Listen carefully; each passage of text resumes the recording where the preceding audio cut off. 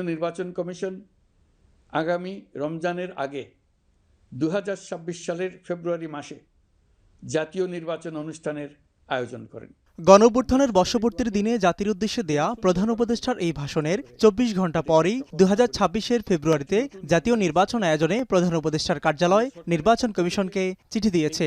বুধবার রাতে ইসিকে চিঠি দেওয়ার কথা নিশ্চিত করা হয়। উৎসবমুখরভাবে সম্পন্ন করা যায় সেজন্য চিঠিতে উল্লেখিত সময়ে অবাধ, সুষ্ঠু ও উৎসবমুখর জাতীয় নির্বাচন আয়োজনের জন্য প্রয়োজনীয় কার্যক্রম গ্রহণে অনুরোধ করেন প্রধান উপদেষ্টার মুখ্য সচিব এম সিরাজউদ্দিন। এতে বিগত 15 বছরে নাগরিকের ভোটাধিকারের প্রেক্ষাপট তুলে ধরে আগামী জাতীয় সংসদ নির্বাচন উৎসবমুখর ও স্মরণীয় করতে প্রধান উপদেষ্টা জোর দিয়েছেন বলেও উল্লেখ করা হয়।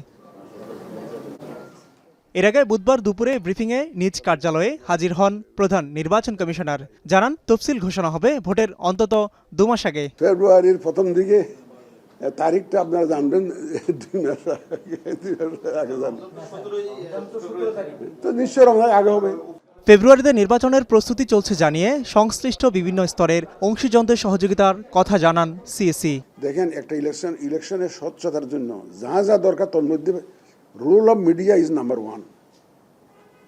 রুল অফ মিডিয়া, আমরা কিন্তু ইলেকশনটাকে অ্যাজ ট্রান্সপারেন্ট অ্যাজ পসিবল করতে চাই, আয়নার মতো পরিষ্কার করতে চাই। মানে মানুষ দেখুক, বিশ্ববাসী দেখুক যে আমাদের আন্তরিকতার, আমাদের চেষ্টার কোনো ঘাটতি আছে কিনা।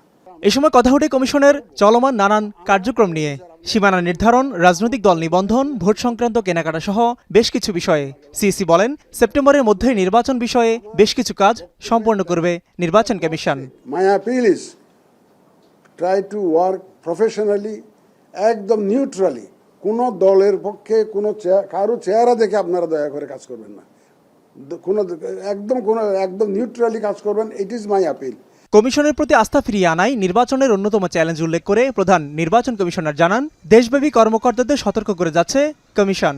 এবারে নির্বাচন সুষ্ঠুভাবে আয়োজনের মধ্য দিয়ে বিগত সময়ের অনাস্থার দিকটি ঠিক হবে বলেও আশাবাদী ইসি।